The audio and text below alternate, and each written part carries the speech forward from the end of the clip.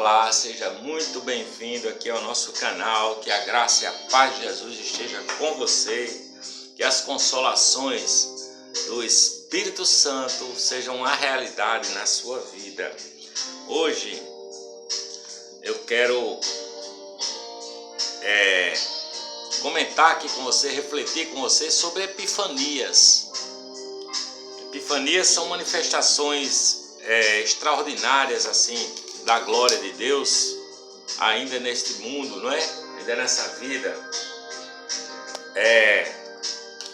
A Bíblia descreve muitas passagens de epifanias. Quando Daniel esteve na cova dos leões e que os leões vêm e ficam quietinhos, fecham a boca para não aqueles leões famintos da cova. Isso é uma epifania. Quando Elias coloca o seu sacrifício diante de Deus ali nos profetas de Baal e ele começa a orar e o fogo desce e lambe até a água que estava ali sobre o sacrifício. Isso é uma epifania. Os discípulos de Jesus tiveram algumas epifanias, não é? Você vê Jesus caminhando sobre as águas à meia-noite num mar tempestuoso. Isso é uma epifania. O momento em que Moisés viu a sarça ardente, isso é outra epifania. O momento em que todo o povo de Israel chega ali diante do mar vermelho e o mar se abre para que eles passem em seco. Isso é uma epifania também. Então, o importante é saber que epifanias elas não vêm, não ficam para sempre. A epifania vem e passa. O importante é você saber que as epifanias vêm e passam, mas o importante é que fique Jesus somente. Fique Jesus somente. Então eu vou ver aqui com você a palavra de Deus, onde está aqui no capítulo 16 de Mateus, a partir do versículo 24. Então disse Jesus aos seus discípulos: se alguém quer vir após mim, negue-se a si mesmo, tome a sua cruz e siga-me. Pois quem quiser salvar a sua vida, perdê-la-á. Mas quem perder a sua vida por amor de mim, achá-la-á. Pois que aproveitará o homem se ganhar o mundo inteiro e perder a sua alma? Perder a sua vida? Ou que dará o homem em troca de sua vida ou de sua alma? Porque o Filho do Homem há de vir na glória de seu Pai, com os anjos, e então retribuirá cada um segundo as suas obras. Em verdade vos digo, alguns dos que aqui estão, de modo nenhum provarão a morte, até que vejam vir o Filho do Homem no seu reino. Essa visão de ver o Filho do Homem vindo na glória do Pai com seus anjos, talvez seja a epifania mais esperada de todos os que creem em Jesus como Senhor e Salvador. A sua volta, a sua vinda de novo, onde todo olho verá e toda língua confessará que Jesus Cristo é o Senhor, para a glória de Deus Pai. Ele disse que alguns dos que aqui estão, de modo nenhum provarão a morte, até que vejam vir o Filho do Homem no seu reino. Tem algumas pessoas na história da humanidade que não provaram a morte, né? Moisés não provou a morte, porque a palavra diz que não se achou a sepultura de Moisés aqui. Então, é muito provável, quase certo, que Moisés tenha sido arrebatado. A palavra diz que o anjo Gabriel, ou era o anjo Miguel, eu não me lembro bem, disputavam acerca do corpo de Moisés, e nenhum deles disputavam com o diabo. O diabo queria requerer o direito sobre a morte de Moisés, não é? E os anjos não deixaram que o Satanás vencesse. Então, provavelmente, Moisés subiu aos céus arrebatado. Não se achou a sepultura de Moisés. Isso é uma possibilidade tão grande que a gente vai continuar o texto aqui no capítulo 17 de Mateus, aonde naquele episódio de uma epifania em que Jesus aparece no Monte da Transfiguração com Moisés e Elias, isso só seria possível se eles dois não tivessem morrido. Senão, nós estaremos aqui falando em reencarnação. E o Evangelho não corrobora com reencarnação, e sim com ressurreição, não é? Então vejamos, 6 dias depois que Jesus tinha falado essas coisas para os seus discípulos: quem quiser vir por mim, negue-se a si mesmo, quem quiser salvar a sua vida, perdê-la-á, porque o Filho do Homem há de vir na glória de seu Pai com seus anjos, e retribuirá a cada um segundo as suas obras, e alguns aqui não provarão a morte, até que vejam vir o Filho do Homem no seu reino. 6 dias depois de ele ter dito isso, Jesus tomou consigo a Pedro, a Tiago e a João, irmão de Tiago, e os conduziu a um alto monte, e foi transfigurado diante deles. O seu rosto resplandeceu com o sol. Olha essa epifania que esses caras tiveram. O rosto de Jesus ficou brilhante, como se fosse um sol do meio-dia. E as suas vestes tornaram-se como uma luz intensa, uma luz branca. E eis que lhe apareceram junto com Jesus Moisés e Elias, conversando com eles. Moisés e Elias. Pedro então, entendendo que era Moisés e Elias, tomando a palavra, veio com uma proposta meio que absurda, né? Pedro, na loucura de querer participar de alguma forma desse momento de epifania, ele diz: Senhor, disse a Jesus, bom é que estamos aqui. Se queres, faremos aqui 3 cabanas, uma para ti, outra para Moisés e outra para Elias. Pedro já queria segurar os profetas e a lei, né? Porque Elias representa os profetas, Moisés representa a lei. E estando ainda Pedro a falar, eis que uma nuvem luminosa. Aconteceu outra coisa muito diferente, não é uma nuvem comum. Uma nuvem luminosa, uma epifania. Uma nuvem luminosa os cobriu.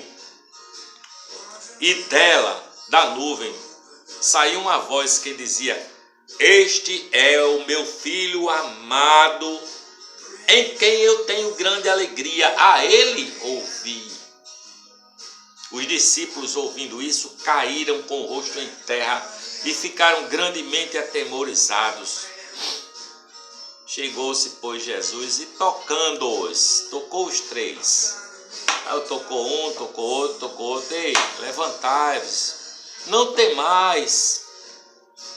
Erguendo ele os olhos, não viram a ninguém, senão somente a Jesus. Não viram a ninguém, somente a Jesus. Eu vou repetir esse versículo. Eles, tocando Jesus, disse: levantai-vos e não temais. Erguendo eles os olhos, não viram a ninguém, senão a Jesus somente. Enquanto desciam do monte, Jesus lhes ordenou: a ninguém conteis a visão, até que o Filho do Homem seja levantado dentre os mortos, até que aconteça a minha ressurreição.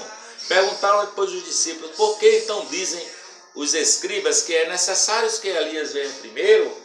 Respondeu Jesus: na verdade, Elias havia de vir e restaurar todas as coisas. Digo-vos, porém, que Elias já veio e não reconheceram, mas fizeram-lhe tudo o que quiseram. Assim também o Filho do Homem há de padecer às mãos deles. Então entenderam os discípulos que lhes falaram a respeito de João, o Batista. Tem gente que associa essa passagem para dizer que João Batista seria a ressurreição de Elias, mas não é isso que Jesus está dizendo. Ele está dizendo que João Batista veio nesse sentimento de restaurar as coisas, assim como Elias veio. Ele veio no espírito de Elias, não que ele venha numa ressurreição, numa reencarnação de Elias, mas no espírito de Elias veio João Batista, não é? Agora veja, nesse episódio dessa epifania da transfiguração, quando esses discípulos tiveram essa visão deslumbrante com Jesus, luminoso como a luz do sol, as suas roupas resplandecentes, e eles viram Moisés e Elias conversando com ele, e veio essa nuvem luminosa e a voz do céu dizendo: este é o meu filho amado, a ele ouvi, e os homens caem no chão com medo, atemorizados. Jesus os toca e diz: levantai-vos e vamos daqui. E eles levantam os olhos e eles veem somente a Jesus. Porque essa é a marca da vida cristã, sabe? É a companhia de Jesus, a boa companhia, a companhia abençoadora. Somente Jesus. Somente Jesus é melhor do que qualquer epifania, é melhor do que qualquer transfiguração. Porque Jesus falou como nem outro falou. Jesus é o bom pastor que dá a sua vida pelas suas ovelhas. Jesus está conosco até os fins dos tempos. Jesus nos conduz ao Pai. Nós recebemos a ajuda dele hoje e para sempre, porque ele é o mesmo ontem e hoje e eternamente. A nossa vida é um caminho, é um caminhar com o Senhor, é um caminhar com o Senhor ressurreto. Jesus é o Filho de Deus. Moisés, que ali aparece com ele naquele monte, representa a lei, não é? Moisés é a representação da lei, a qual muitos querem perpetuar, como se a lei fosse salvadora, como se a lei salvasse. Mas a lei só mostra que eu sou um pecador, a lei só mostra o pecado. Moisés representa a lei, mas nós não aprendemos assim de Cristo. O amor no Calvário, o amor de Deus no Calvário, nos mostra a misericórdia, preenche todo o reino, preenche todo o nosso coração, porque Jesus é a propiciação pelos nossos pecados e não somente pelos nossos, mas pelos do mundo inteiro. Aquele que representa os profetas é Elias. Se nós esperássemos Elias, aqueles homens esperassem Elias, eles iam esperar que Elias pedisse um fogo do céu caísse e queimasse todos os sacerdotes, não é? Ele ia esperar alguma coisa assim, mas a vida eterna é Jesus de Nazaré. A ele ouvi, a ele somente. Os discípulos, quando caíram por terra, não viram a mais ninguém, somente a Jesus. Porque Jesus é a companhia eterna, Jesus é que nos dá do seu Espírito. Você pode até ter epifanias, a epifania não acabou, pode ser que ela aconteça.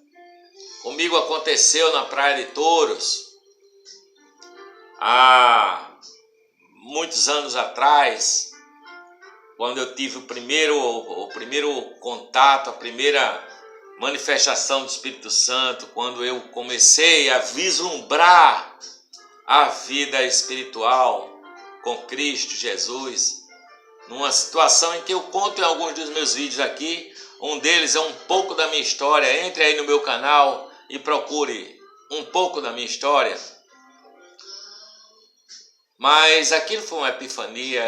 Estava eu com um amigo, eu olhava para o rosto dele, o mar se apresentava de uma forma diferente, o vento e a lua cheia subindo no horizonte, tudo era diferente.